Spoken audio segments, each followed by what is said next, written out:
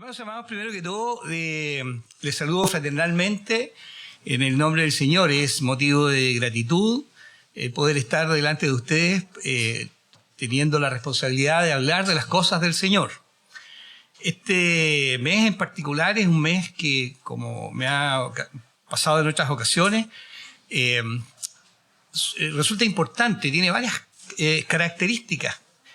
Por ejemplo, el mes de la primavera y todos celebran con la primavera, las flores y todo eso trae alegría. Pero también para nosotros los chilenos es un mes donde tenemos nuestra tradición, ¿cierto?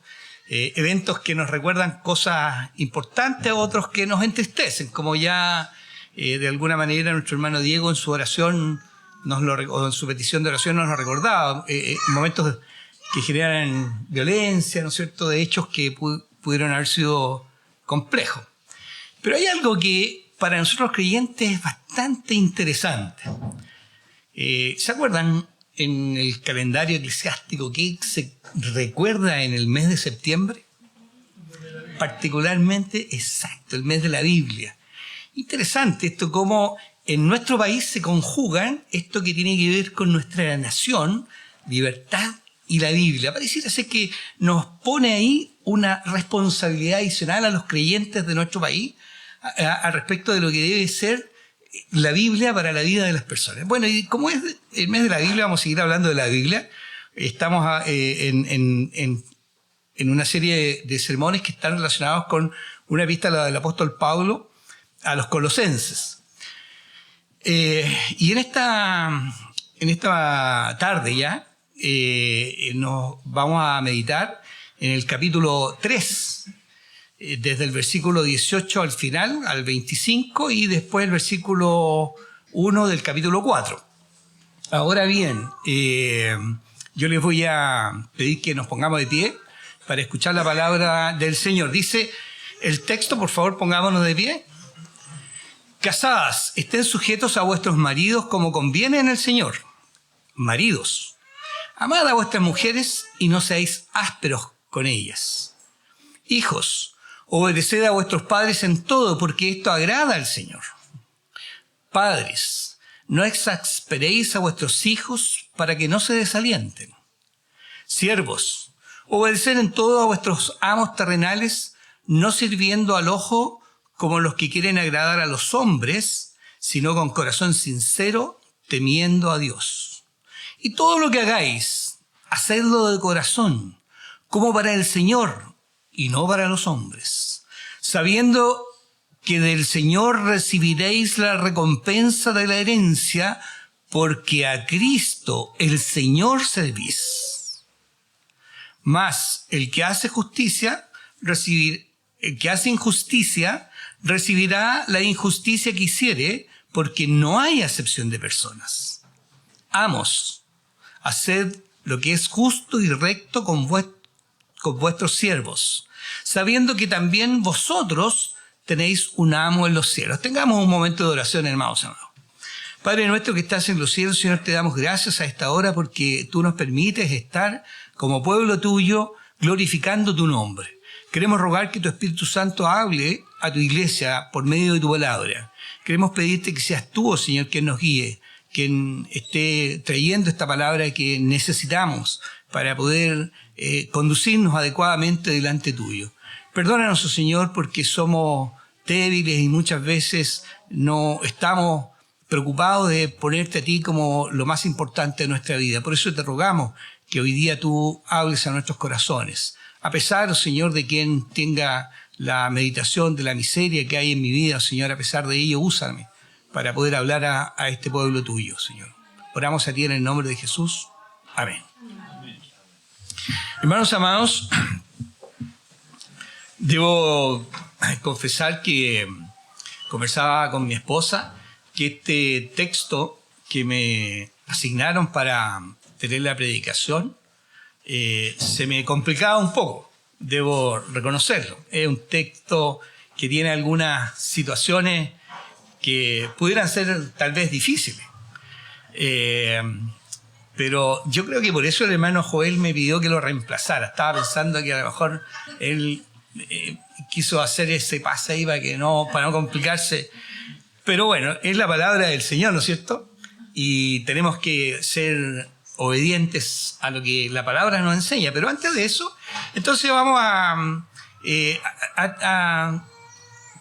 situarnos en lo que este mensaje nos está entregando el apóstol Pablo, o mejor dicho, el mensaje que el Señor nos está entregando por medio del apóstol para nuestra vida.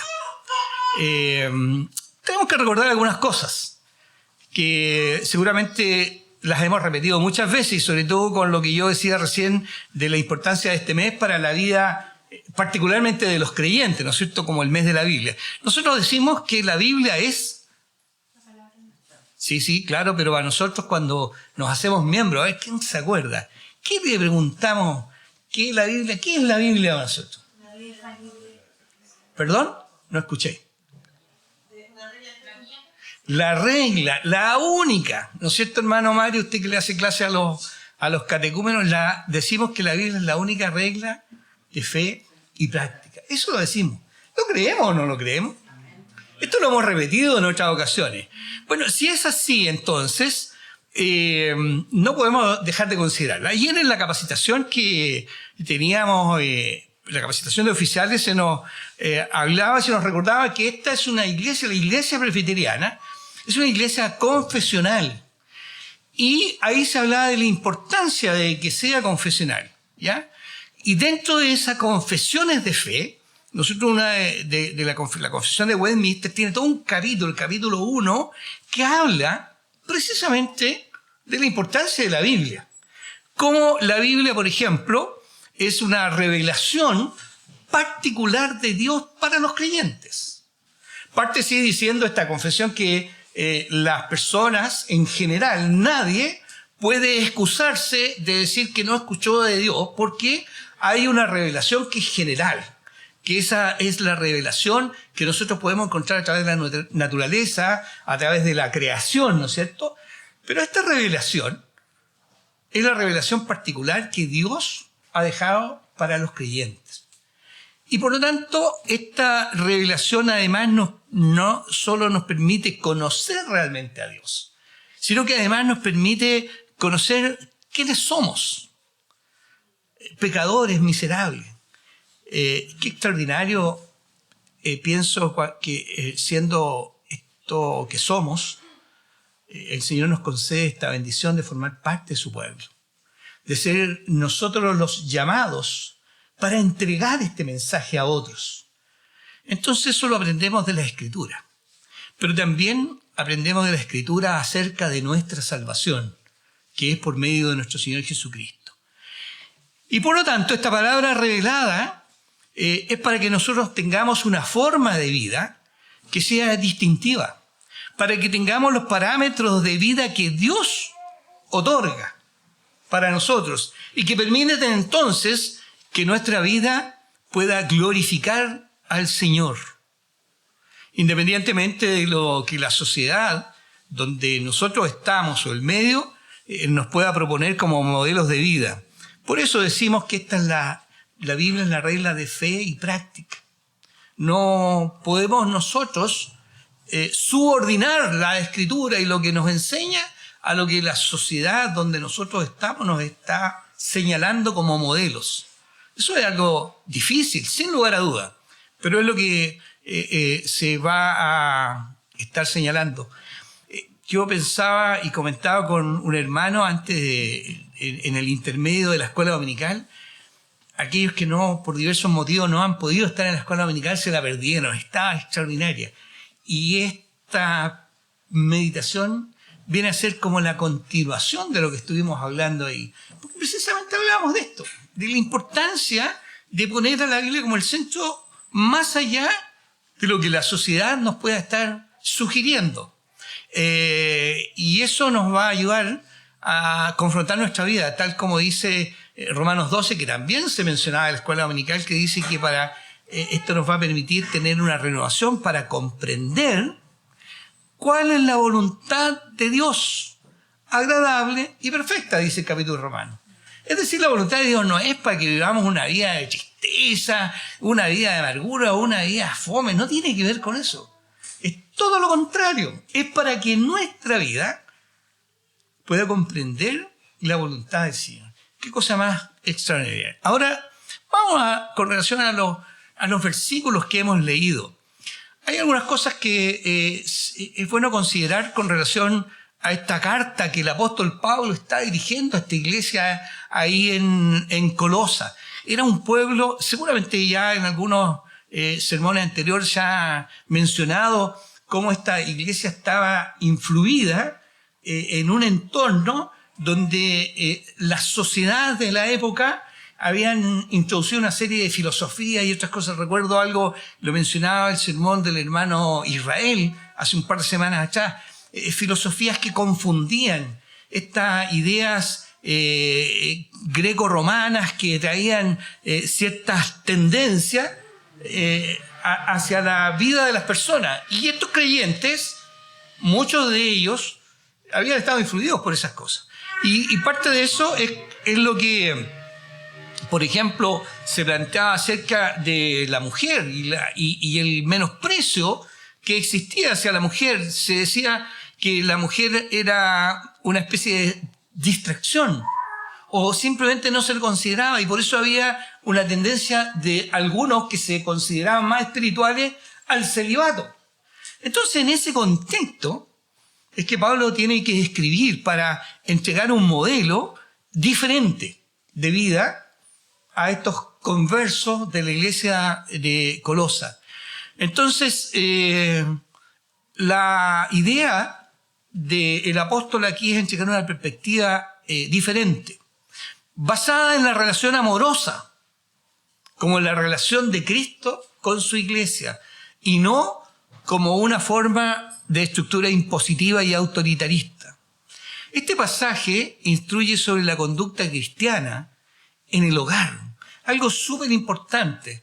Recuerdo una predicación hace muchos años atrás que comentaba el predicador, un pastor decía que había una anécdota de unos niños que hablaban con el pastor que no querían irse de la iglesia, porque el papá que estaba en la iglesia era tan distinto al papá que había en el hogar. Entonces, estas cosas que pudieran ser a veces intrascendentes, la verdad es que son fundamentales.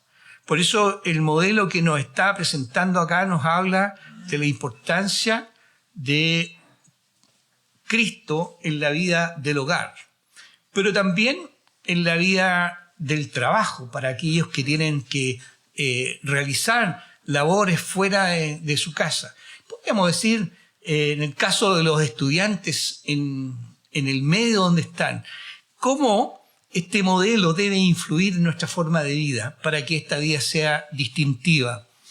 Y eso es una enseñanza que va a estar como central porque toda la acción que nosotros realicemos debemos hacerla de buena gana, como sirviendo a Cristo, recordando, como lo decía el pasaje, que Dios juzga a todos, sin privilegio y sin favoritismo.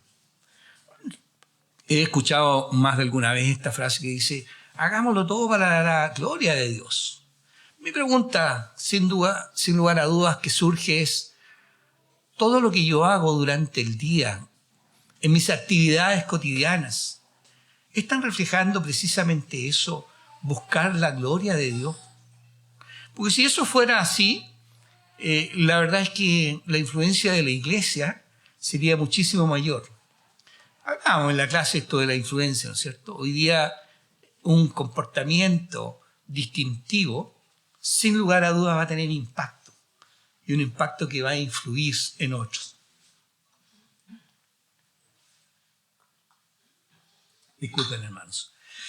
Entonces, estos versículos nos están enseñando que no hay nada más importante que el hogar. Pablo, en otros pasajes, y Pedro también habla acerca de los fundamentos. Cuando se construye una casa, aquellos que pudieran haber participado, ¿no es cierto? Hoy día nosotros todos compramos las casas hechas, la mayoría, ¿verdad? Pero hay dos cosas que para ellos se tiene que tener presente. Primero, el fundamento, y segundo, la estructura. El fundamento usualmente es vital para construir una casa. Yo no sé si ustedes recuerdan las noticias de nuestro país, ahí podemos tener un ejemplo claro. Cuando hay lluvias en algunos sectores de cerro, lo que viene a ocurrir con las casas que tienen un fundamento que no es el adecuado. Recordemos la historia de ese edificio carísimo, ¿no es cierto? Cómo está hoy día complicado, porque el fundamento parece que no fue el más adecuado, ¿ya? Y la estructura es lo que se ve, ¿ya? De la misma manera, nosotros tenemos que pensar que el hogar necesita fundamento y estructura. ¿Y cuál es el fundamento que nosotros vamos a colocar para construir nuestro hogar? Sea distinto, sea diferente, sea como sea. ¿Cuál es el fundamento que nosotros debemos colocar? El fundamento es el Señor. Cristo, el centro de nuestra vida. Nosotros hablamos de la soberanía de Dios. ¿Qué significa realmente la soberanía? No, si yo creo en Dios, Dios soberano. Cuando decimos eso, lo que estamos señalando es que nosotros somos siervos y le pertenecemos a Dios. Y por lo tanto eso es lo central de nuestra vida. Y la estructura es lo que se ve. La estructura es lo que va a ocurrir cuando ven nuestros hogares, aquellos que están a nuestro alrededor. ¿Qué es lo que están viendo hoy día en nuestro hogar? ¿Estarán viendo la misma situación o el mismo comportamiento de todas las personas o habrá algo que está marcando esa diferencia? Cristo es el fundamento en el hogar. Y como decía, hay dos cosas que tienen que marcar esto. Primero, la presencia de Dios en el hogar y segundo, que Dios esté en primer lugar. En el Antiguo Testamento, para el pueblo de Israel se estableció la Shemá. Seguramente los estudiosos de la Biblia deben recordarlo, aquellos que han estudiado en idiomas como el hebreo o arameo y el griego sabrán la importancia que tenía para el pueblo judío esto de la Shemá.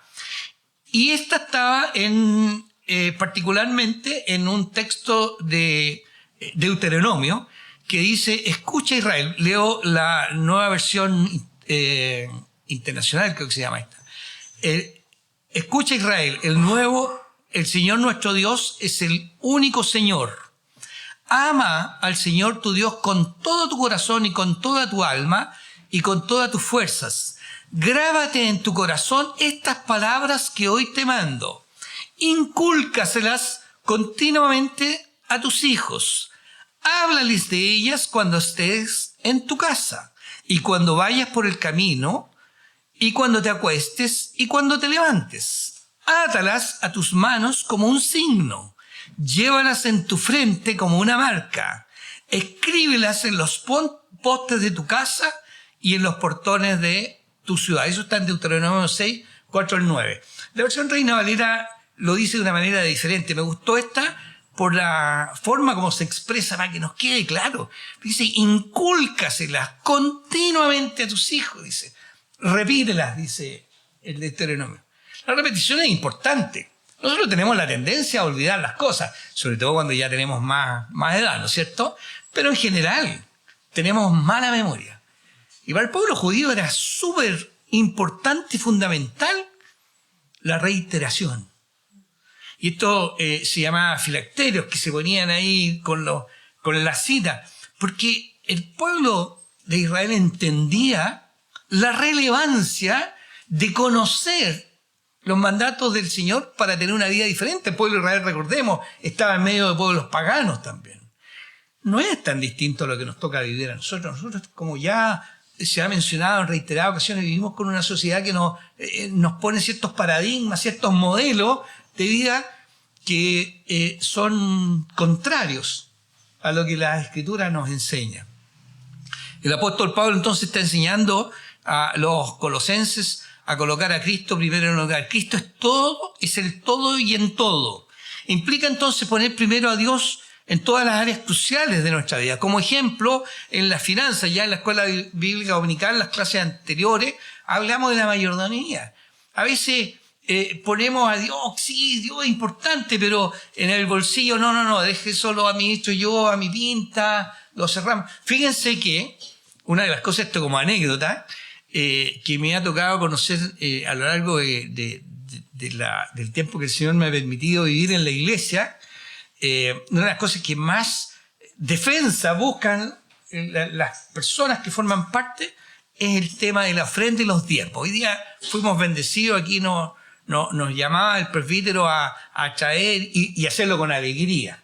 ¿Ya? Eso es otra cosa importante. Nosotros estamos a veces, incluso los hermanos de la iglesia, afectados por una frase que hizo famoso un sacerdote que decía que tenemos que dar hasta que nos duela. No, la Biblia dice otra cosa.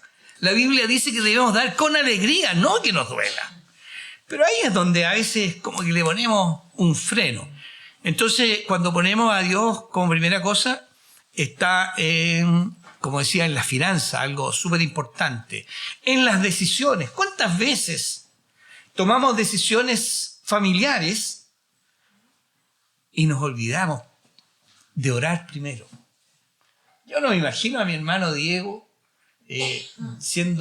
decidiéndose a servir al Señor en el ministerio, a reconocer este llamado sin haber orado antes. Porque probablemente no habría sido las cosas como se han dado. Por lo tanto, en las decisiones importantes de nuestra vida, antes de tomarlas, tenemos que doblar nuestras rodillas y pedirle al Señor que nos oriente. Eso es poner al Señor en primer lugar. Dedicar tiempo a la oración. ¿Cuánto tiempo estamos dedicando nosotros en nuestro hogar a orar con nuestra familia, nuestros hijos, nuestro cónyuge, nuestros sobrinos, nuestros nietos, aquellos que tienen nietos? ¿Cuánto tiempo estamos dedicando? Pero yo el día miércoles tengo una hora, más o menos una hora y media ahí con la hermana Mandy, así que ya tengo mi tiempo. Eso es lo que el Señor espera en nuestras vidas si nosotros decimos que Él es el centro. Preocuparnos también más por glorificar al Señor que estar de acuerdo a lo que las relaciones sociales esperan de nosotros. Eso es una lucha compleja. A veces somos seducidos a querer impresionar a quienes nos parecen importantes, que están cerca nuestro. Y no hay nadie más importante para que podamos impresionar, si pudiéramos decirlo de esa manera, que nuestro Señor, que nos da la vida, que nos permite escapar de la muerte, del pecado. Entonces, podemos aquí tener varias recomendaciones. Por ejemplo, a los padres hacia los hijos, que le enseñen aspectos doctrinales. Dios es el único Señor. Temas personales, ama al Señor tu Dios. Temas bíblicos, grábatelo en tu corazón. En forma sistemática, como decía Deuteronomio, incúlcasela reiterada y continuamente. Entre paréntesis, en Deuteronomio, en otro pasaje, me gusta mucho Deuteronomio, hay otro pasaje que dice, y a los hijos de tus hijos. Hemos escuchado muchas veces esta frase que dice, no, si ya terminé mi tarea y ahora los nietos son para malcriarlos, dicen algunos. Yo a veces lo hago, debo reconocerlo. Pero la palabra del Señor nos enseña otra cosa. Nos dice que nuestra responsabilidad sigue siendo importante de enseñar, de inculcar, de repetir. He conocido a dos hermanos que llevaban a su nieto pequeño a la iglesia. Por diversas razones sus padres no lo hacían y este abuelo llevaba a su nieto, un hermano que ya se encuentra en la presencia del Señor por muchos años. Ese joven finalmente llegó a ser presbítero de la iglesia. El otro caso lo hemos seguido acá.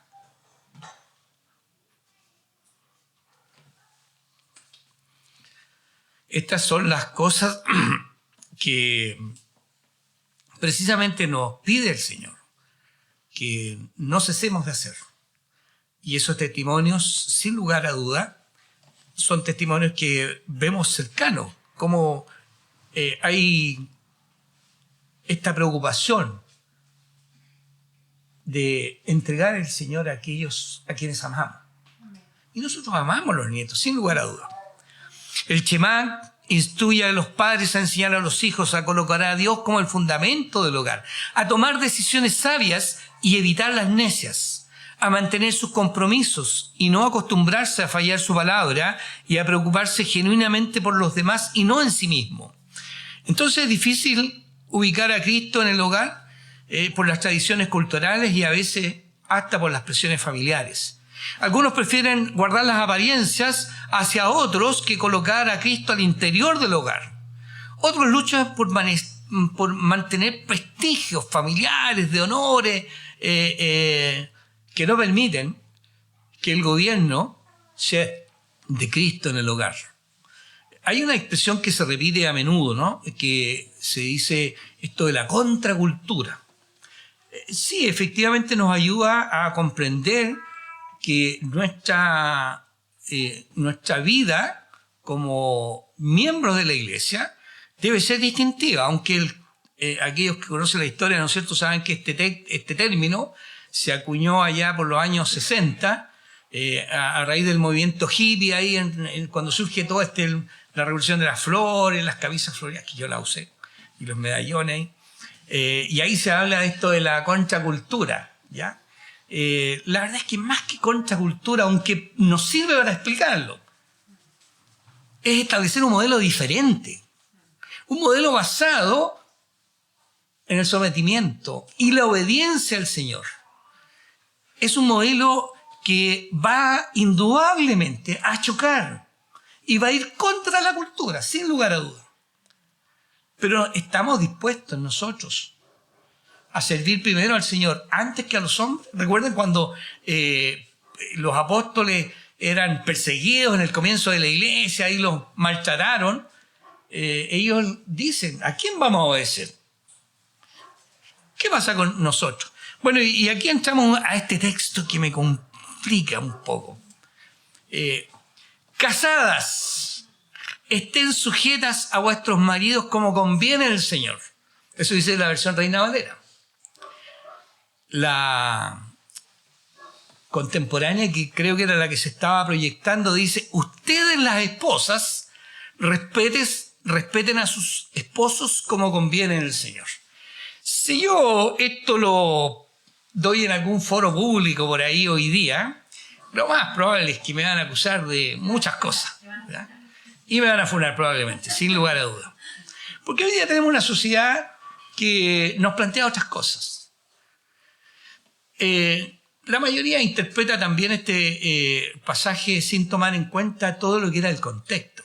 Y eso mismo ha sido letra muerta, porque ha hecho que se establezca una cultura también de inadecuado sometimiento a las mujeres.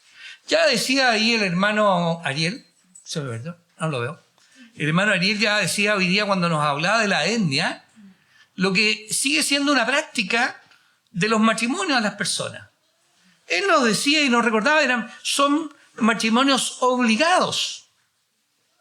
Cuando está escribiendo el apóstol aquí a la iglesia de Colosa, los matrimonios eran por conveniencia, por algún interés personal o familiar, no eran por amor. La mujer judía se tenía que casar con alguien para sobrevivir, de lo contrario estaba complicada y además no tenía valor. Hay incluso historias bíblicas donde vemos la historia de Ruth, ¿no es cierto? Y con su suegra y todo, hay una historia muy bonita. Si usted, hermano o hermana, todavía no ha leído el libro de Ruth, le invito a que lo lea. Además que es un testimonio hermoso, es un libro que nos enseña mucho. Entonces decía, estaban obligadas a cumplir esto. No había sentimientos de por medio, ni eran respetadas. Tampoco eran satisfechas sus necesidades. Pero tenían que someterse. No les quedaba otra alternativa. Y eso hacía que se guardara resentimiento y amargura hacia la persona que controlaba su vida. Fíjense que hoy día no sería tan distinto. Esos casos en los cuales se ejercen tiranías al interior del hogar, lo que van generando son precisamente rencores, rencillas, odiosidades. ¿Cuántas veces también las noticias nos han contado la historia de jóvenes que entraron en el mundo de la delincuencia a causa de defender a su madre de un padre golpeador? Y eso no es historia antigua, eso son hechos que ocurren también. Por tanto, Pablo está presentando algo distinto. Está presentando una relación donde no haya abusos de poder en el hogar, sino que ni tampoco haya sentimientos de dominio de alguien que se sienta más fuerte, sino que sea una reivindicación de la relación. Si nosotros tomamos el libro de Efesios, Pablo también nos va a hablar de varios aspectos. Y usa algo sumamente importante que tiene que ver el ejemplo de Jesucristo en la relación con la iglesia. Eso, entre paréntesis, lo tratábamos en la reunión de varones el mes pasado. Esto mismo que estábamos diciendo. Festinamos un poco, obviamente, porque estábamos puros varones, sin lugar a dudas. Ustedes podrán imaginar eso, ¿no es cierto? Cuando hablábamos esto de que la mujer debe estar sujeta a sus maridos como al Señor, porque el marido es cabeza de la mujer, así como Cristo, cabeza de la iglesia, la cual es su cuerpo y Él es su Salvador. Pero eso pasa y estas culturas erróneas han ocurrido porque se ha leído una parte del pasaje y se ha sacado del contexto. Porque fíjense que en este mismo capítulo de Efesios, Pablo, al igual como lo está haciendo acá en Colosas, está situando al Señor como el ejemplo y como el centro. Y acá dice, maridos, amad a vuestras mujeres. Mi hermano Jackson sabe de memoria, ahí estaba recitándolo. Así como Cristo amó a la iglesia y se entregó a sí mismo por ella. Cambia la cosa. Qué diferente, ¿no? Aquellos que somos maridos deberíamos preguntarnos, ¿estamos dispuestos a subordinarnos y entregarnos por nuestra esposa para otorgarle alegría, felicidad?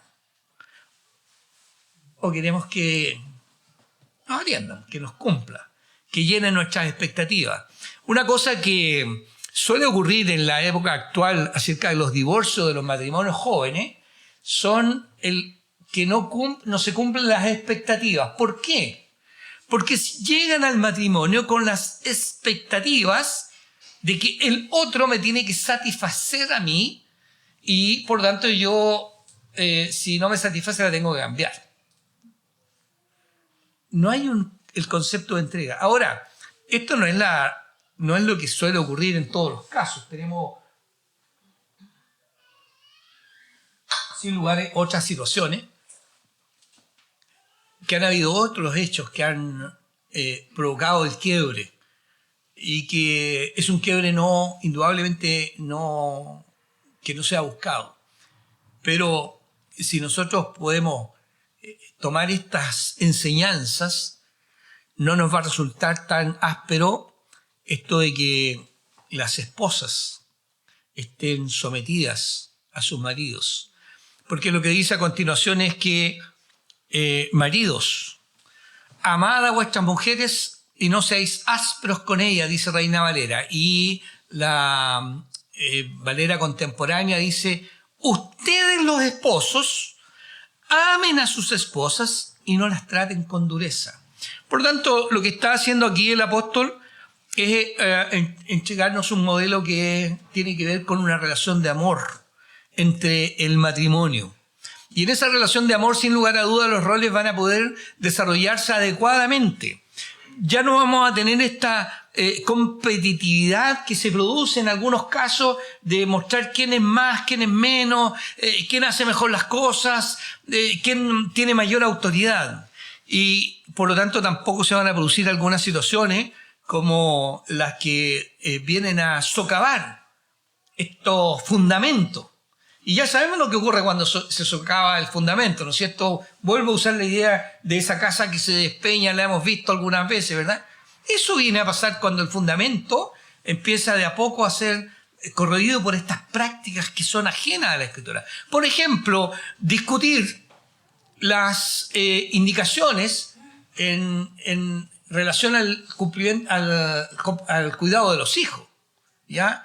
El hombre quiere imponer una norma y va a la mujer y la desautoriza. O a la inversa, o el hombre que va y se junta con los amigos y habla cosas inadecuadas de su esposa. O aquellos que en medio de las relaciones públicas, no, pero si esta persona hace todo esto. Y vamos generando una situación de desagrado a nivel de la relación.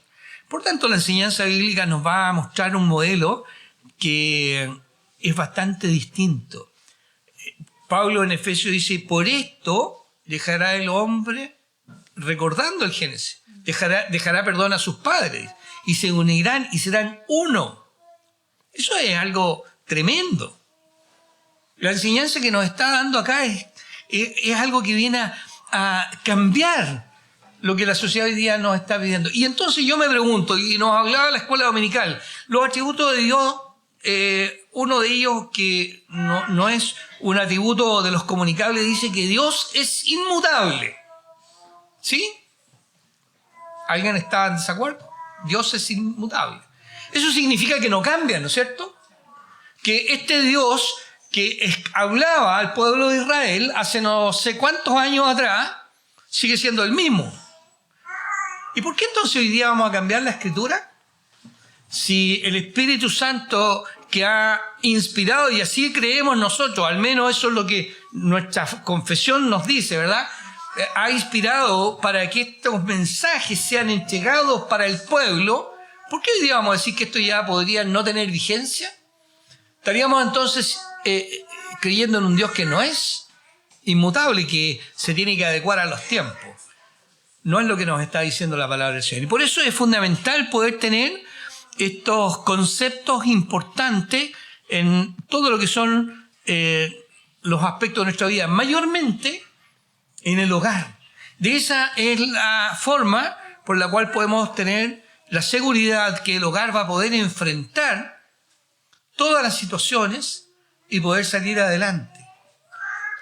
Vivir una vida de matrimonio, sobre todo aquellos que ya tenemos buenos años, no es fácil, para nadie ha sido fácil. Yo creo que ahí son las excepciones los que pueden decir, no, yo tengo 60 años de matrimonio y no hemos peleado nunca con...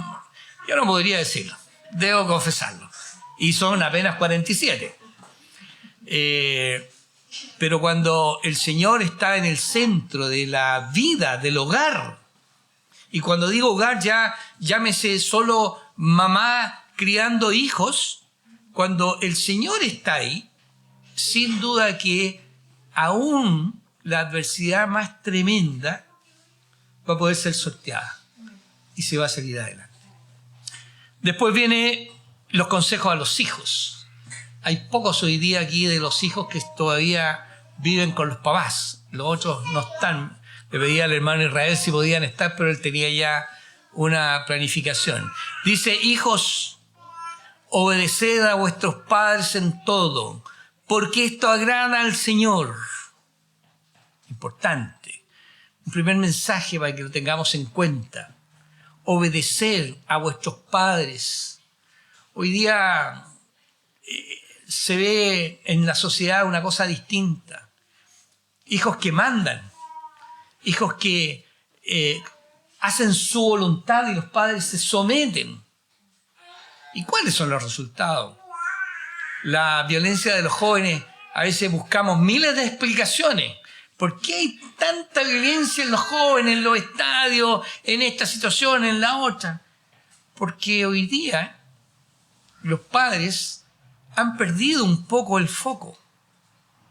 Y los hijos entonces no están obedeciendo a sus padres. Y cuando no hay estos límites, eso en la sociedad se les va a complicar. Conversaba con un hermano también acerca de esto de las faltas, de no poner compromisos y límites en la vida.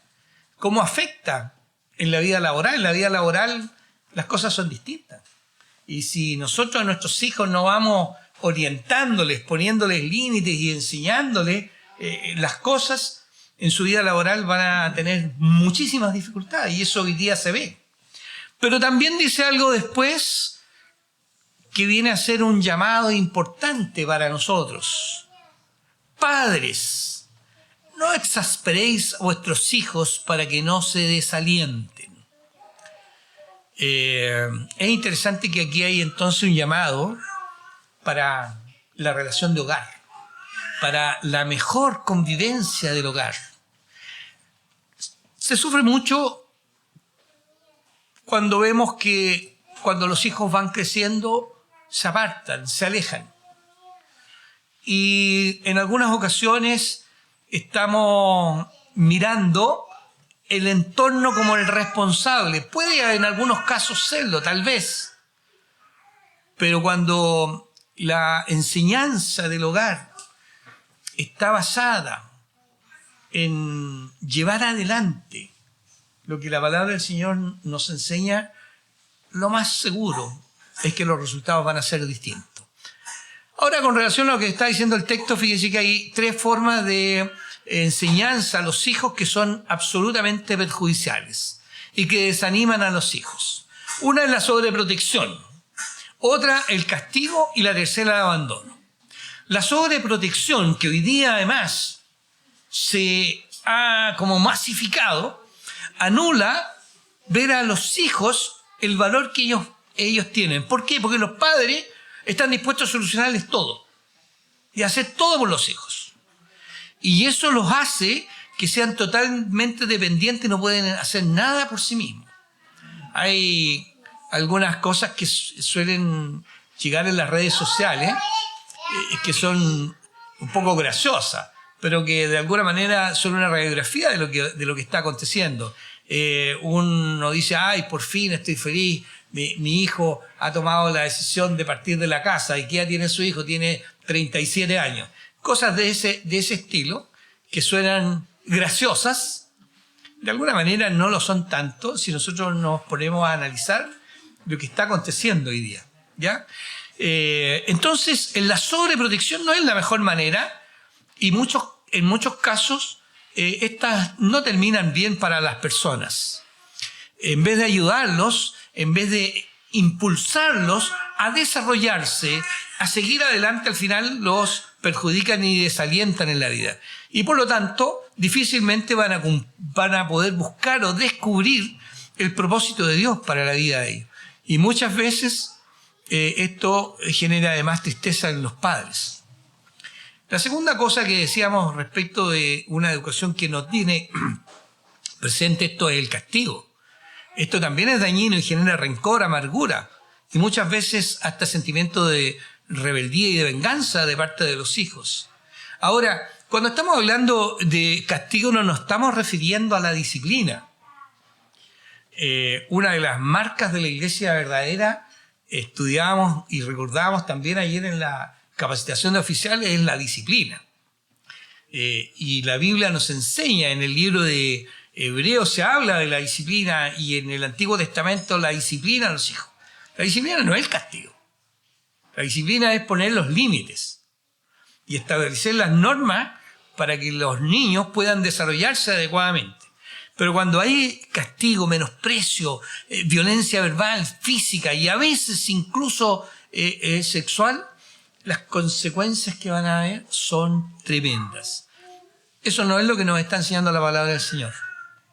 Cuando nos dice que los padres no exasperemos, es decir, padres tratemos también con amor y preocupación, aunque griten todo lo que griten, y nos sacan a veces la paciencia, ¿ya?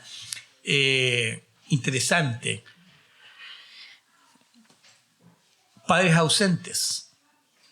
Otra forma de educación muy actual. Padres que están tan ocupados con lo propio que suplen esto comprándole la última tecnología, la última tablet, el último iPhone, el último televisor con conexiones a todas las plataformas, etc. Y por tanto los hijos están por largas horas entreteniendo en estas cosas y se llenan de basura en sus mentes. Y algunas consecuencias de esta situación son la agresividad, la hiperactividad, efectos emocionales que presentan ansiedad incontrolada. Hoy día el tema de la ansiedad ha aumentado muchísimo. Yo no me voy a meter en ese campo de la psicología porque yo ya veo ahí que hay una hermana ahí que me está mirando, así que no voy a entrar en algo de lo que no conozco. Pero Efectivamente, la ansiedad en la juventud está siendo compleja.